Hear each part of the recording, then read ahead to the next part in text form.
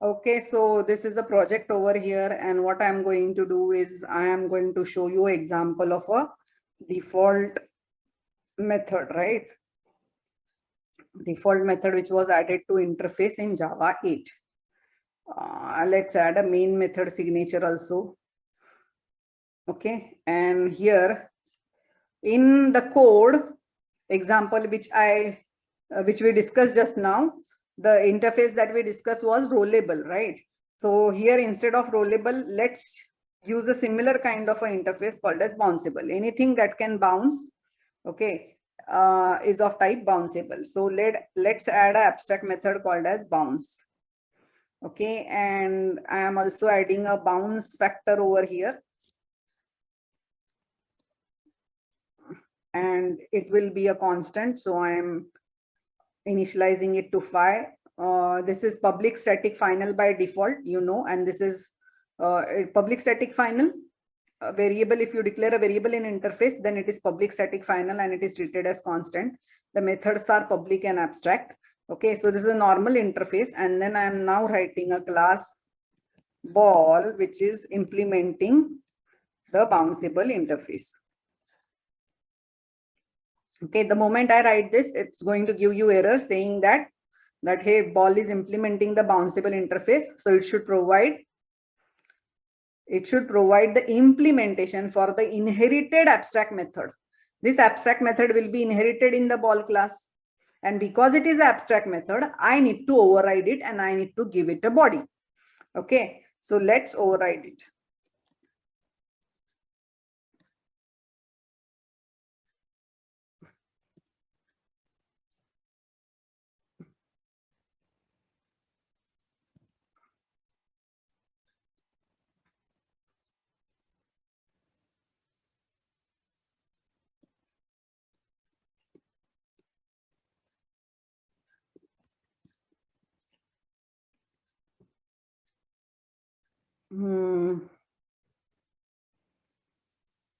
Here, let's write a constructor over here, and for bounce factor, let's declare its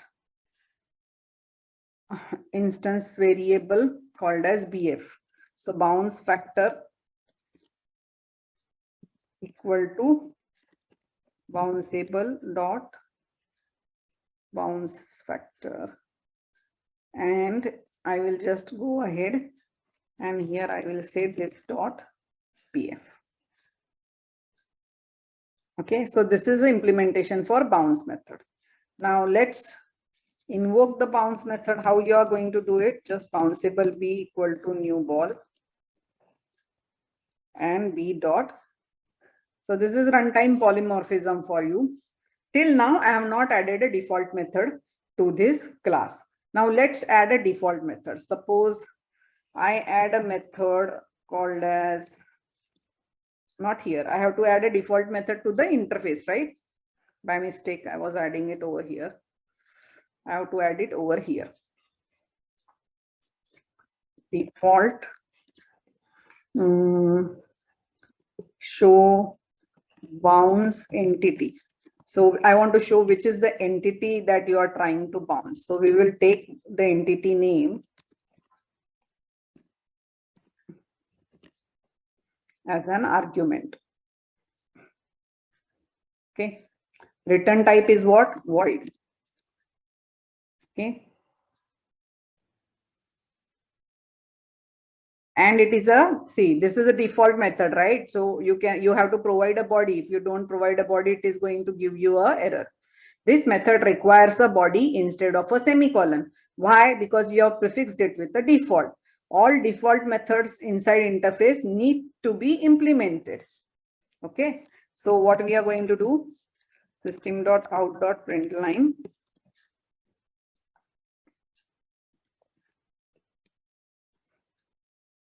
Bouncing entity is whatever the entity name, you just mention it over here. Okay, so this is the default method. Now this will be automatically inherited in the ball class. Okay, bounce method was also inherited, but because it was abstract method which was inherited and it was abstract, so I need to override it and provide a body. That was the requirement. Here also this gets inherited, but it already has a body. And because it already has a body, I need not override it. There is no compulsion on me to override it. Okay. This I have overridden. So let's mark it using override annotation. Okay. And I'm not overriding the default method, but I can still use it because it is inherited. B dot show bouncing entity, and our bouncing entity is ball, right? So this is it. This is how I'm making use of a default method. Let's try to run it.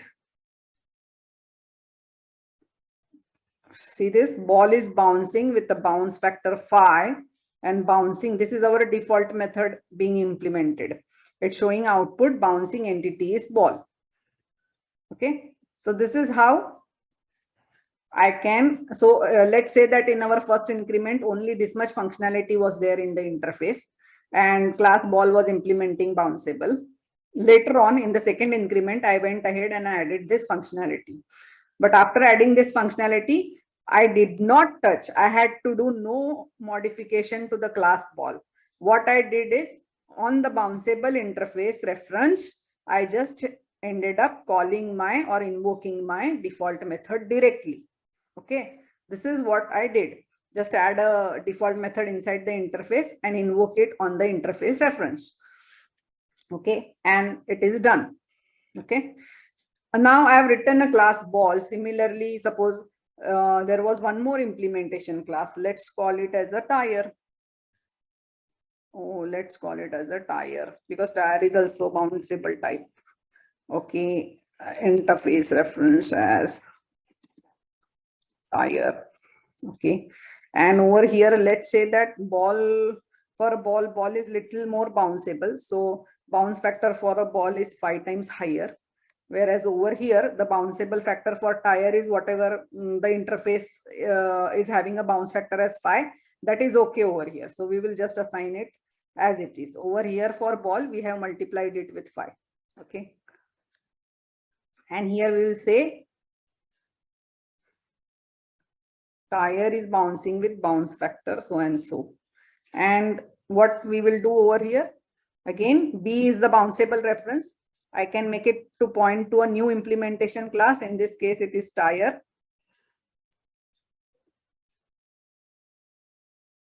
And B dot bounce and B dot show bouncing entity. In this case, it is tire. Right? Let's go ahead and run it.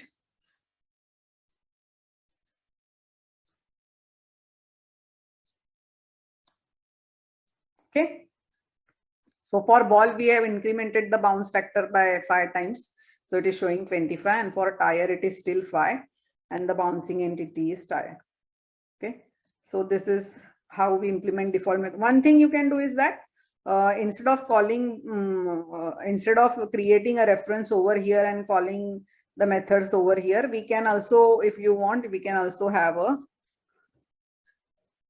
I'm just writing a static method for convenience. Otherwise, no, you can write an instance member method also, but I'm writing just to show that you can have a bounceable reference over here, and on that bounceable reference, you can call bounce and you can call show bounce factor. You can take string entity name over here and pass that entity name.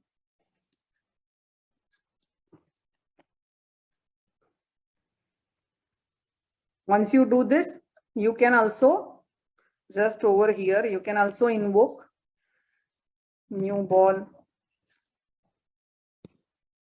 with the entity name as ball over here. Like this, you can invoke, you can pass a existing. If I pass B, what is B? B in the end is, B is pointing to tire. So if I pass B, it is going to be a tire instance that is going to get passed. Because last assignment for the reference B is a tire instance.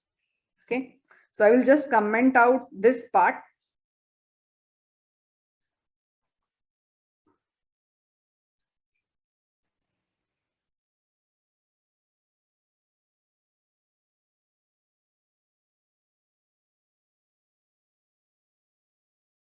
And here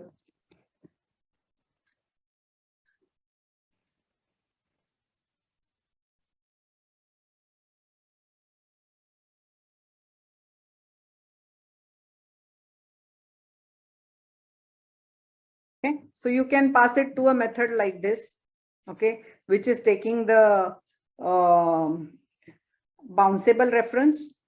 Okay, b1 is of type bounceable, so you can assign, you can pass ball to it.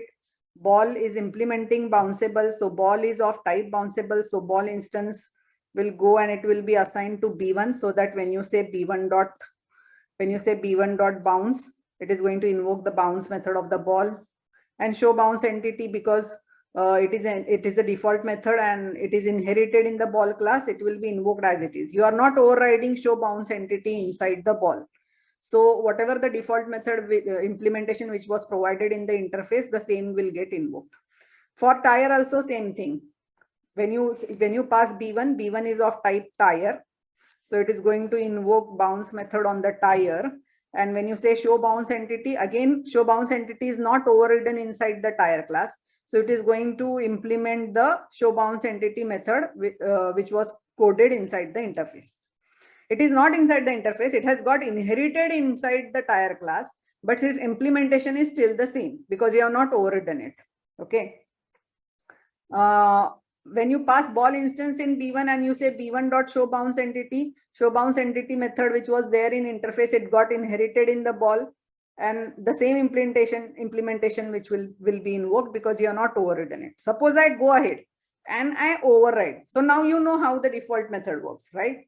I have shown you over here by creating a reference over here and calling it over here itself. I have also showed you how you can pass the implementation class reference to a method and you can call it from there. So default method is clear to you how to code it and do it.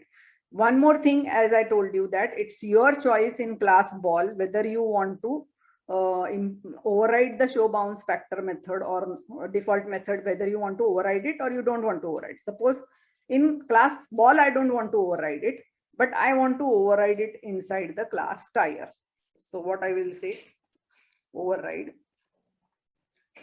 What is the signature? Signature should be same because it's a overridden method. So show bounce factor string entity name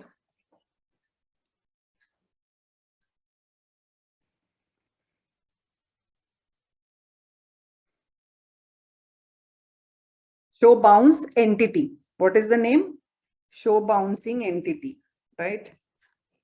That is the name of the default method. Okay, and we will just modify our implementation a bit. We will say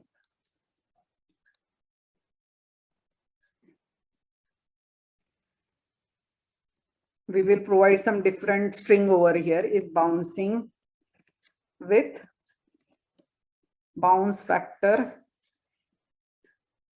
equal to plus this dot bounce.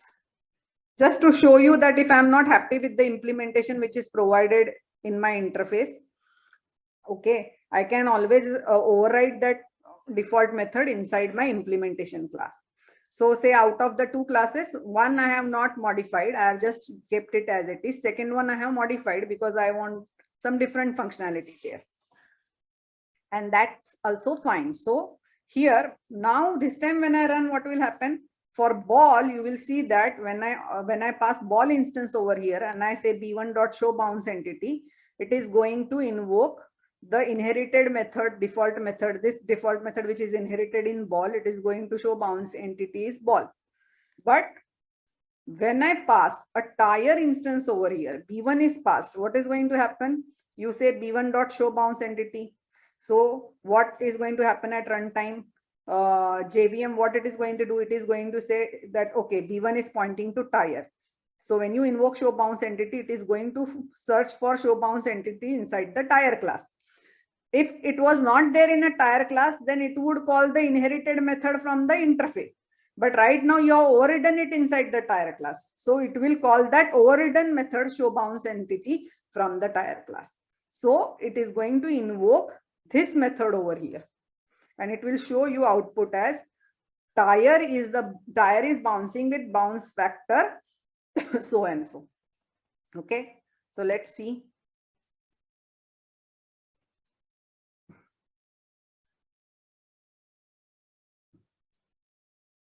Okay, so here in the ball we are not overriding it, so it is showing the inherited method from default method that's inherited from interface as it is. In case of a tire, because I am overriding that default method, it is showing the output from that overridden method. Tire is bouncing with bounce factor 5.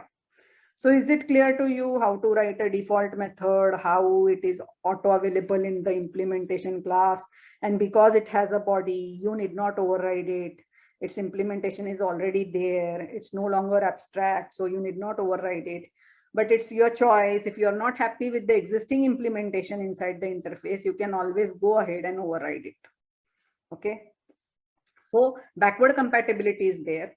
If you don't want to touch the implementation classes, it's okay. You don't touch it. Whatever the code is rolled out to the end user, it will still work fine. You need not recompile it. You need not test and redeploy it, and everything will be fine. Out of these 4 classes, if one of the class you want to override and change the behavior of the default method, say later on, then you can still modify that particular single class only and just redeploy, retest, recompile, retest, and redeploy only that class, but need not touch rest of the implementation.